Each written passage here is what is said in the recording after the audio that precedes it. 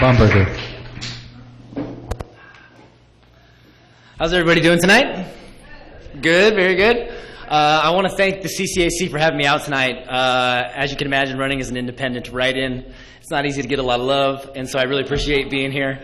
I want to thank the candidates for being here. I really look forward to having an enlightening and engaging debate with everybody here. And most importantly, I want to thank you, the public, for being here, because it is my true belief that the key to any kind of free and flourishing society is obviously an informed and engaged public. So thanks for taking the time out of your busy lives to be here and have this conversation. A little bit about me. My name is Jeff Bomberger. I am a lifelong resident of this district. At the tender age of just 2 weeks old, my parents moved me out to Acton, California, where I grew up with my younger sister. We eventually moved out here to the Santa Cruz Valley. I graduated from Valencia High School, went to college at the Canyons, began working in gyms right away. Spent a couple years studying philosophy and religious studies, and now for the last 11 years, I have been serving the people of the Santa Cruz Valley as a fitness professional, both as a fitness manager and also as a private personal trainer. And now that I do that independently, just with my people, I love being outside of kind of the corporate bureaucracy. I'm here tonight because I wanted to start a conversation. I'm here tonight because I believe it is time for an independent political revolution outside of our corrupt, corporate-bought two-party system. As you might recall, our founding documents required a government of, by, and for the people. Yet when we look at Washington today, we see a government of millionaires, of lawyers and corporate lobbyists, handpicked and elected by the RNCC, the DCCC, working for the economic interest of multinational corporations, the big banks, and big-time campaign donors. This is unacceptable. Now, not to paint a bleak picture, but let me tell you, there is an antidote to this cancer that is corroding our representative democracy. And that is you. And that is me. And that is anybody in this room willing to stand up tonight and call this corrupt system exactly what it is.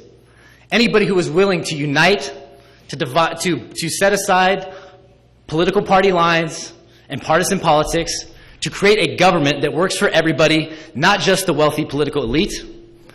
So tonight I want to have a conversation with you about giving birth to a new brand of politics where we do not view each other as adversaries, but as a common people, as brothers and sisters of America, working together to return our voice to our representative republic. I look forward to your questions tonight. I'm really excited about having this conversation. Please don't hold back. Let's have an engaging, meaningful, and thoughtful discussion tonight. Thank you so much.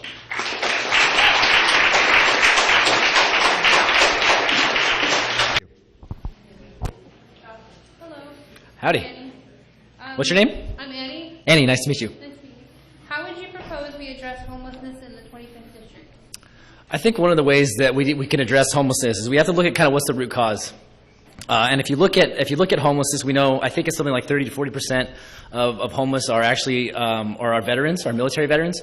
We also know that a lot of them are actually are drug addicts that are out on the streets. So I think one of the things we can do to address homelessness and get to the root cause is, one, providing veterans with the funds and the means to be taken care of when they come home. If we can find the money to send them off to war and to fight wars overseas, we can certainly support them when they come home. So creating job opportunities, thank you. So if we can create job opportunities and training programs and fund them reintegrating back into society, I think we can really alleviate some of the homelessness problem among military veterans. And as far as any of those who are drug addicted or people who have been pushed out onto the streets after getting out of prison or something like that, I think we need to look at reforming our criminal justice system, looking at the mass incarceration problem, and instead of investing money in for-profit prisons, taking a compassionate approach to drug addiction as the human health issue that it is, and investing in rehabilitative programs so that these people can get well rather than spend some time in jail, get pushed back out on the streets, and they're falling back into the same old habits. So to me, that would be one of the ways that we can, or a couple ways we can address the root cause of homelessness by funding those kinds of programs.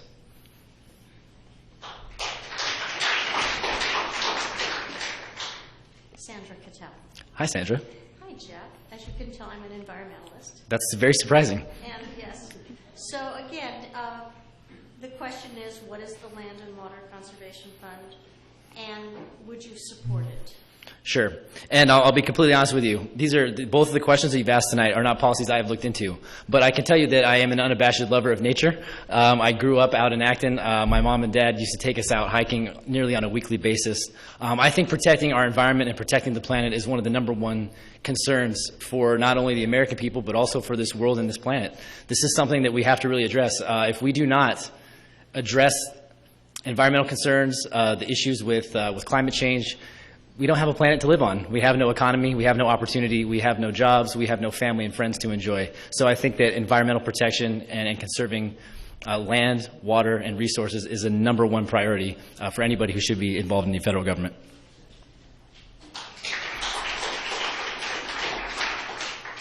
Hi, my name is Stacy Fortner. What are the top 3 pressing reforms needed for our criminal justice system, and how will you influence that? Cool, that's a great question. One of the things we have to obviously look at is mandatory minimum sentences. We have to look at decriminalizing marijuana, definitely, and obviously, and one of the other things, like I said, is reinvesting in a more compassionate approach to drug laws. We have a massive issue with mass incarceration, and we are investing billions of dollars into putting people behind bars. We need to make sure that we. Excuse me. As far as mandatory minimum sentence goes for nonviolent criminal offenders, we need to give them an opportunity to be out on probation if they're not a violent threat to society. And again, investing money into compassionate care for people who are either addicted to drugs, or that would alleviate a lot of the mass incarceration problem. And that to me is one of the most important ones. And not just the drug problem, but also people that go in that have committed crimes. Why are we not investing in these people as human beings? Why are we not giving them opportunities to educate themselves, giving them the tools to reintegrate back into society, and then giving them the opportunity to kind of rectify themselves, to prove to society that they can do a job, they can come back. And so we also need to look at some of those things, giving them opportunity to let them back into the workforce. I hope that answers your question. Thank you.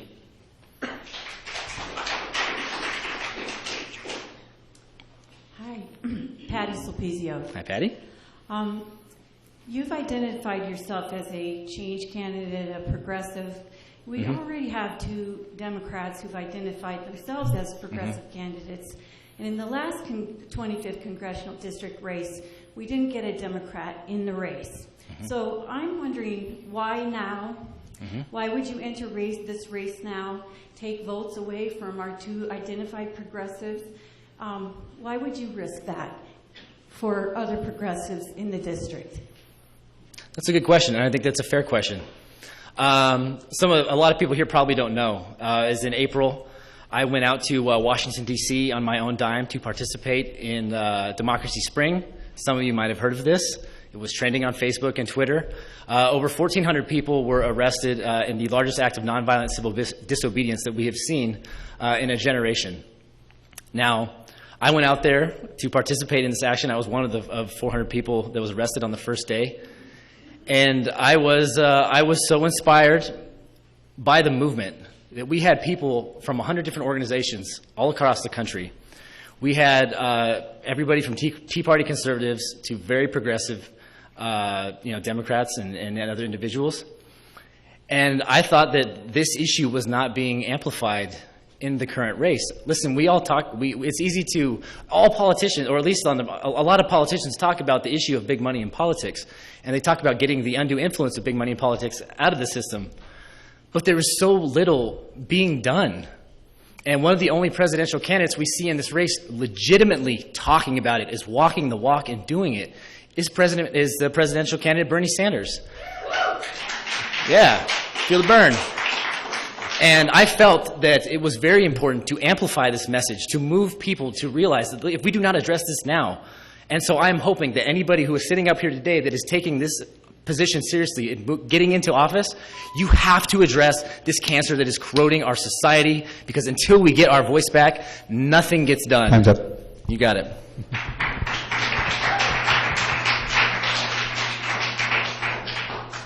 My name is Hi. Carol Sherwood.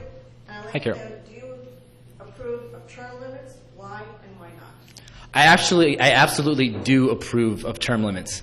Listen, people in Congress that have been there for 20, 30, 40 years, and this is not a partisan issue, whether you're a Democrat or Republican.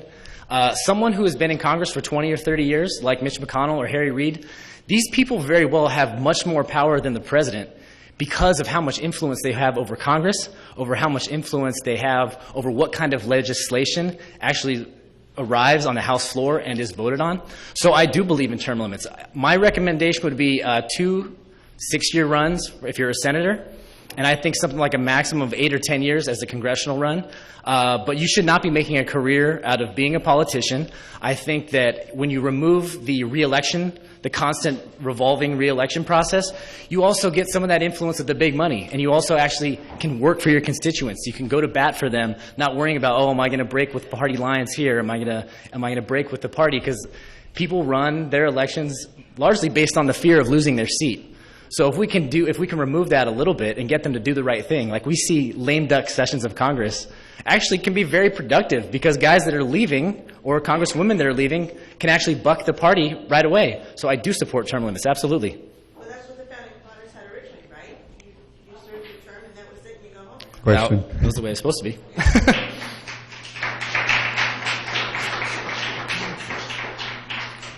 even though you said you didn't know very much about this, I was going to ask you anyway. Sure.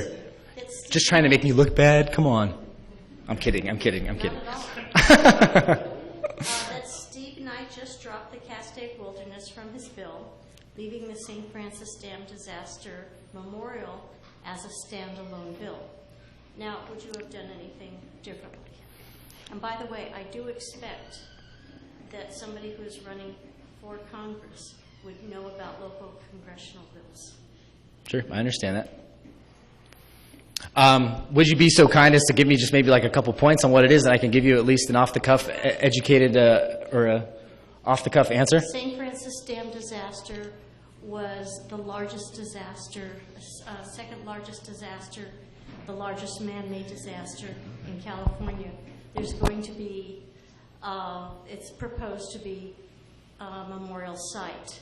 The Castaic Wilderness is, oh gosh, over 70,000 acres in the Castaic area, consisting of 4 different areas to be designated as wilderness.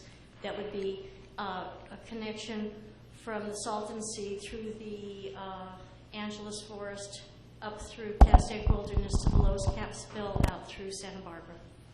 Okay, so and he dropped the wilderness protection out of that. No, I wouldn't drop the wilderness protection out of that. One of the greatest things I think the federal government has done, going back to Teddy Roosevelt, is the establishment of federal lands and our protected national parks. So I would not have done that. No. Yeah.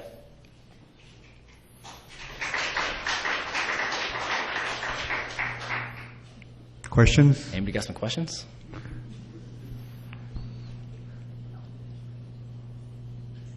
How do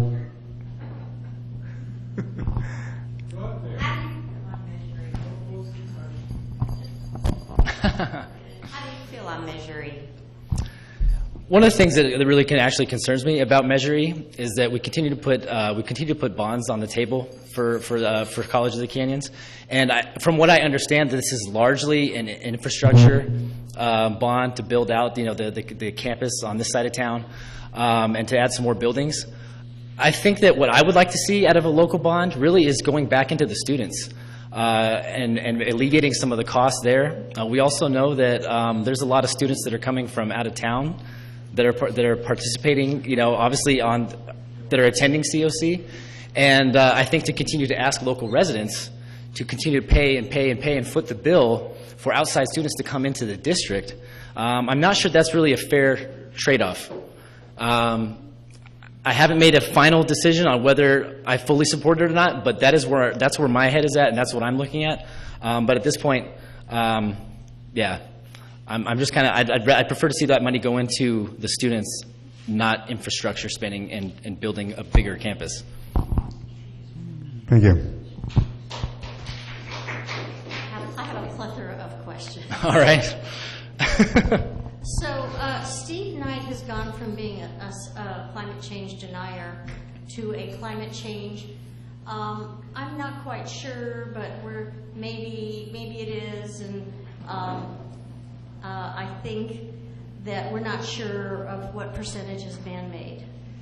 So, what would you say to Steve Knight and fellow members of Congress who have that belief system that would maybe change their mind?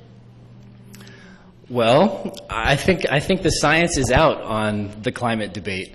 When 99% of the scientific community said that this is an issue, and that obviously human activity is going to have an impact on that.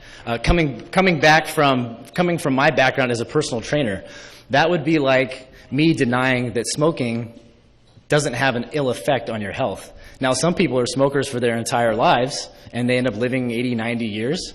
But that doesn't mean that they haven't completely damaged their lungs and damaged their body in the process. So when it comes to climate change, to me, the science is out. Can you change anybody's mind?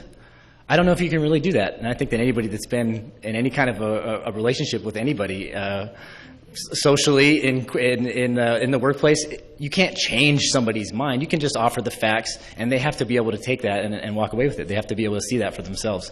So until it hits close to home, like a lot of these environmental issues have, obviously it seems like he's changed his tune a little bit. All of a sudden, now that it's in our backyard, we have stuff like the Aliso Canyon gas leak that he has now jumped on, and is claiming that this is something that we need to take care of. But as we know, as he ran, in the last election, he wants to deregulate the EPA or get rid of the EPA and deregulate everything.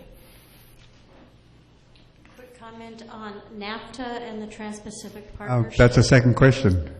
That's another question altogether. No, yeah, okay. I'm sorry. No. Let her go first. One of the points that Steve Knight made at the meeting at the William S. Hart Center was that he believed that individuals that were 55 and younger, and you appear to be 55 and younger. Yes. What is your position towards his saying that more emphasis needed to be put on privatizing Social Security? What is your position on that? Yeah, I actually think that privatizing Social Security is a bad idea. To counter what he had said, look, you're talking about handing over Social Security to the same Wall Street bankers and the big banks that bankrupted our economy, that bankrupted the world economy. To me, that is a completely irresponsible proposal.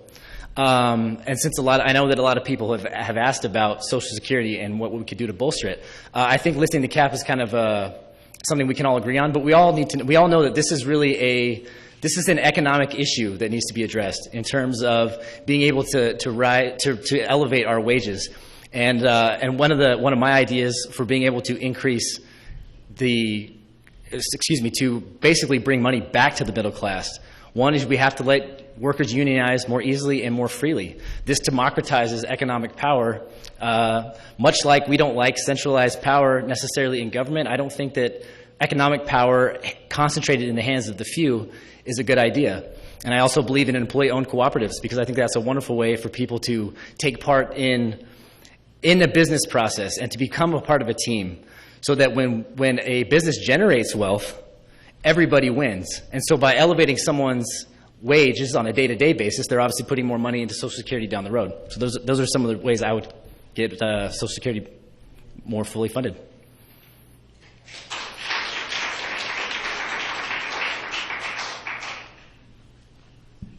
It's Patty again. Hi, Patty.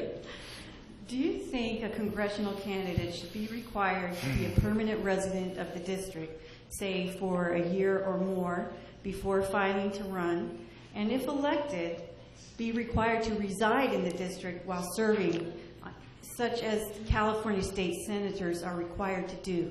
And why or why not?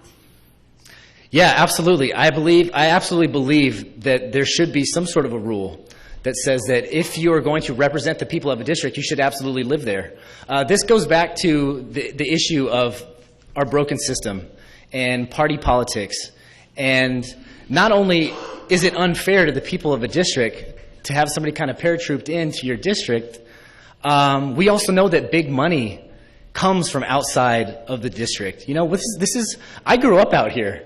You know, we are just the people. You know, we're good people. We're kind of, you know, we're common folk, and it is important that we put somebody in Congress that is in touch with that.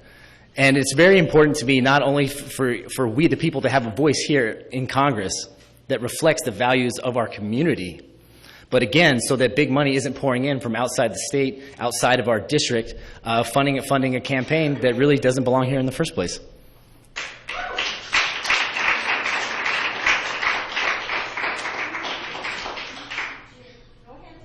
I just wanted to ask you a national security question. Sure. My son is in the Army, and Yes, sir. he's an infantry officer, and he doesn't even have bullets to be able to train with. This is a significant problem. The Army is being downsized. Please give us your impression of what should be done regarding national security. Sure.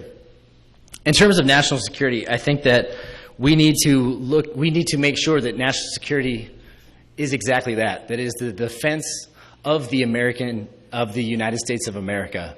I am highly critical of past administration's use of our military, of our foreign policy. I believe that our interventionist foreign policy is a terrible offense to the founding principles of liberty and freedom that we were founded on.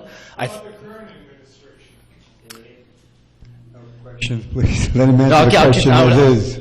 I'll continue on. So I think that essentially what we need to do, I don't think there is any greater show of respect and love for our servicemen and women than to ensure that if we put them in harm's way, that it is absolutely for the safety and defense of our nation. I understand the concern about obviously there's been sequestration cuts to the military, but I think that what we need to do in terms of an international strategy is we should not be putting American forces in harm's way in other countries unless it is absolutely necessary for the safety and defense of our country. And I think that would alleviate some of the pressure and the issue that you're feeling, that your son might be in harm's way and ill-prepared for that battle. Well, let's give Mr. Bomberger a big hand. Thank you, sir.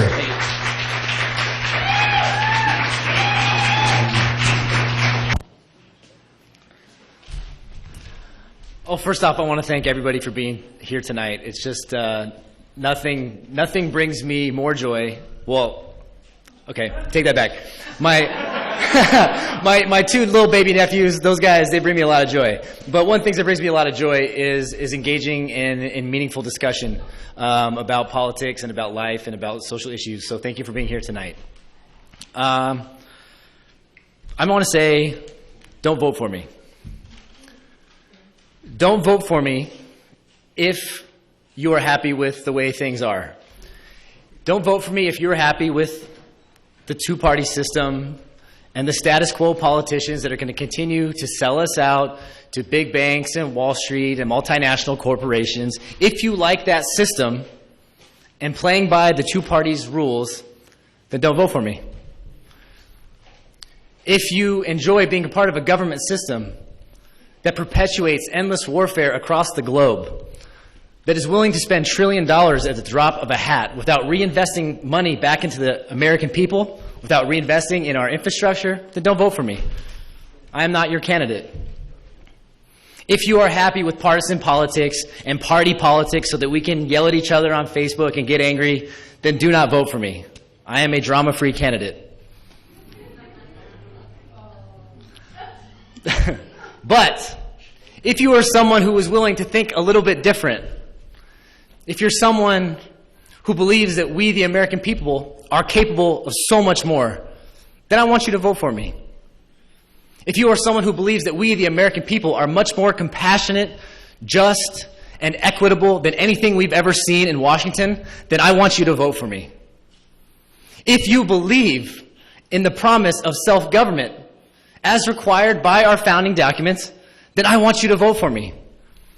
Because I believe it is time for an independent people's revolution, to unite outside of the two-party system, to unite as Americans for the singular purpose of creating a government that works for everyone, not just the political elite.